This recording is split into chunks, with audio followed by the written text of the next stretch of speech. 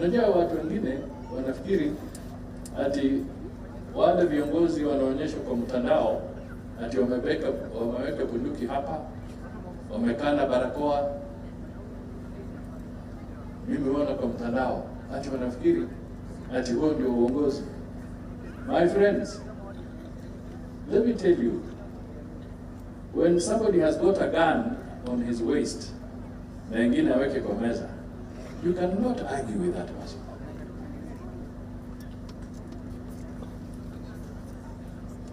Kwa hivyo mimi najaribu kuambia kwamba zile serikali ambazo ni military governments, serikali za majeshi, serikali ambazo zimeingia kwa njia ya kupindua serikali, sio kupitia kwa ballot, don't be cheated. A civilian government elected by the people is better than any military government.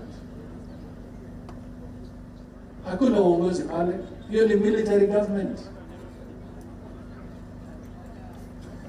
It is a military government. It is not a civilian government. A civilian government mtapata nafasi 2027 to make a decision in a civilian government. Kwa hivyo tuheshimu sana haya mambo ya demokrasia ili tusijaribu kuyatupa kulaini. Hatukatai watu kuzungumza.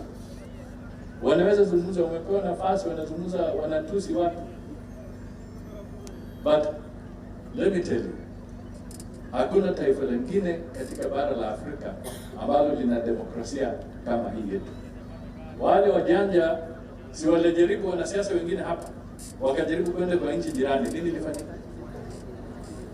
Hawakutoka kwa airport, wakarudishwa. Lakini hapa mtu anazungumza, anaenda nyumbani.